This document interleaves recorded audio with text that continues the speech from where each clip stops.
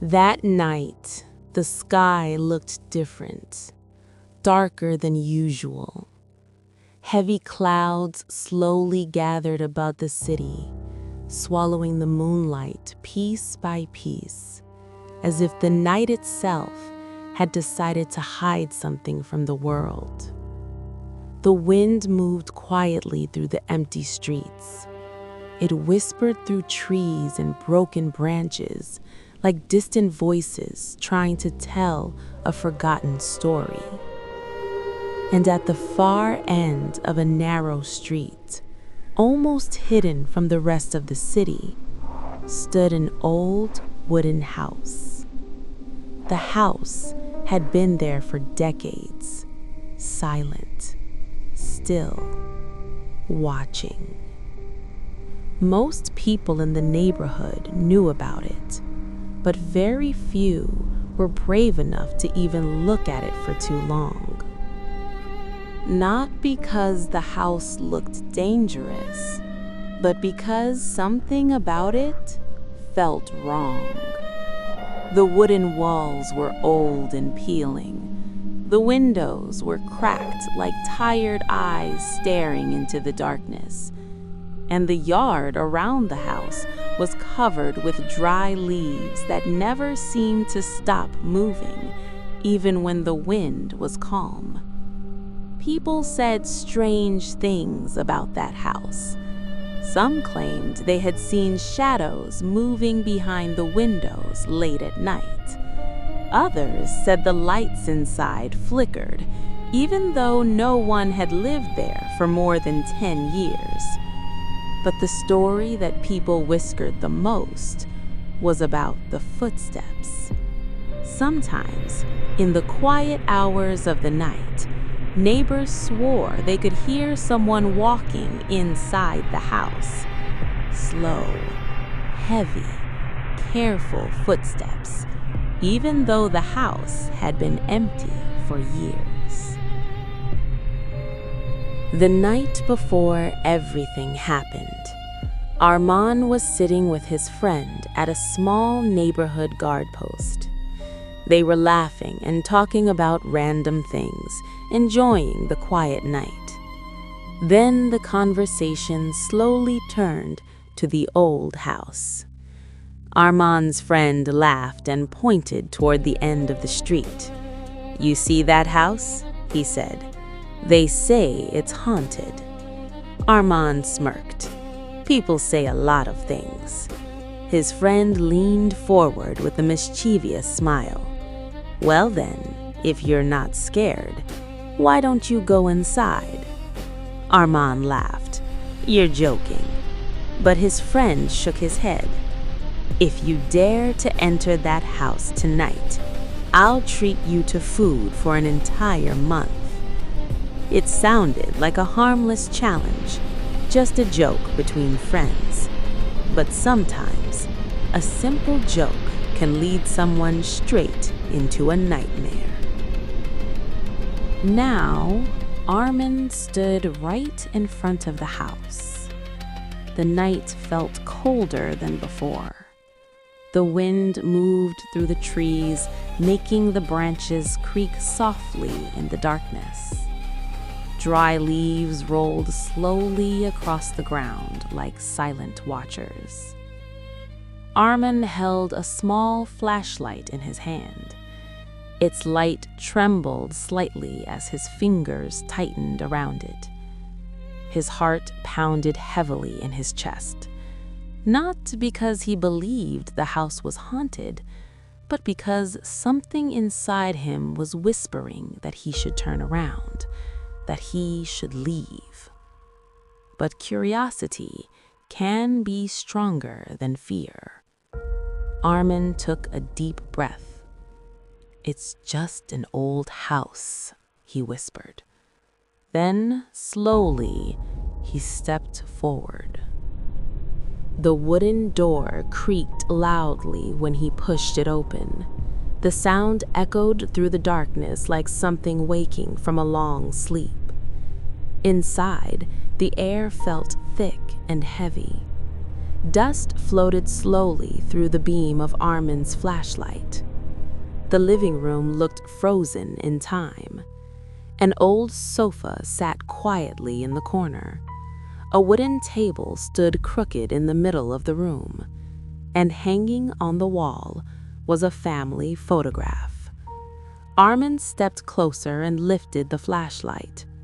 The photo showed a small family, a father, a mother, and a little girl smiling happily between them. The picture was covered in dust, but the girl's face was still clearly visible. Arman stared at the photograph for a moment. Then he noticed something strange: the girl's eyes. For a brief second, it felt as if the girl in the photograph was staring directly at him. Arman quickly looked away.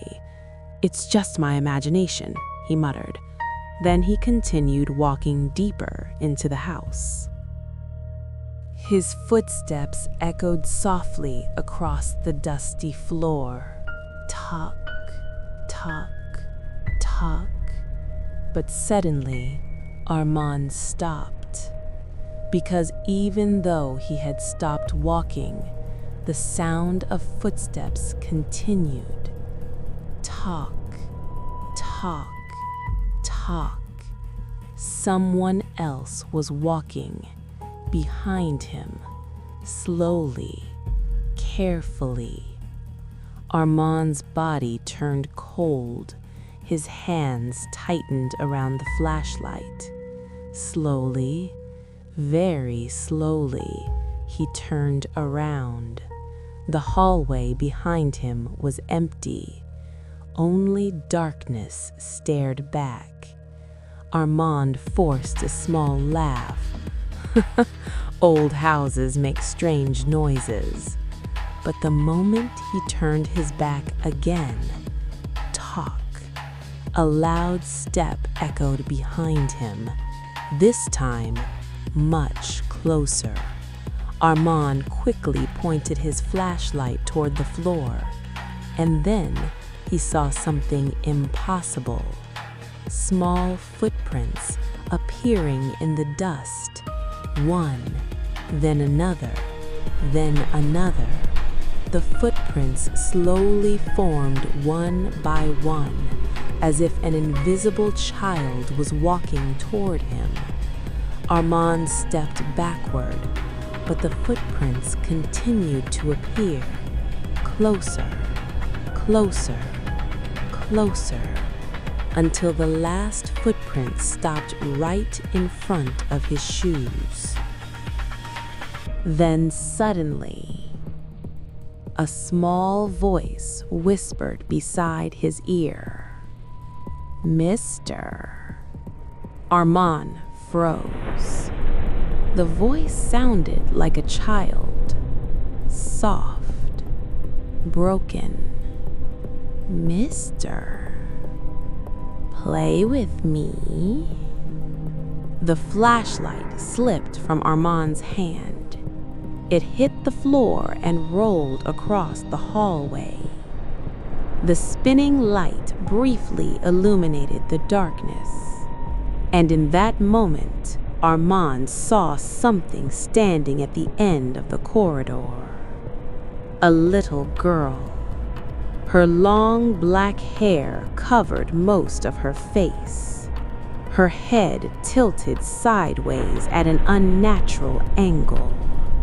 Slowly, she lifted her face. Her eyes were completely black, and her smile was far too wide. "Mister, I've been waiting for a friend." Suddenly, the flashlight died. Darkness swallowed the entire hallway. Arman could barely breathe. Then he heard something. Footsteps. Many footsteps. Small footsteps. Walking slowly through the darkness. 1, 2, 5, 10, dozens, like many children slowly surrounding him. Then suddenly, the footsteps stopped, and in the suffocating silence, many small voices whispered together, "Now it's your turn to stay with us." After that night, Arman was never seen again.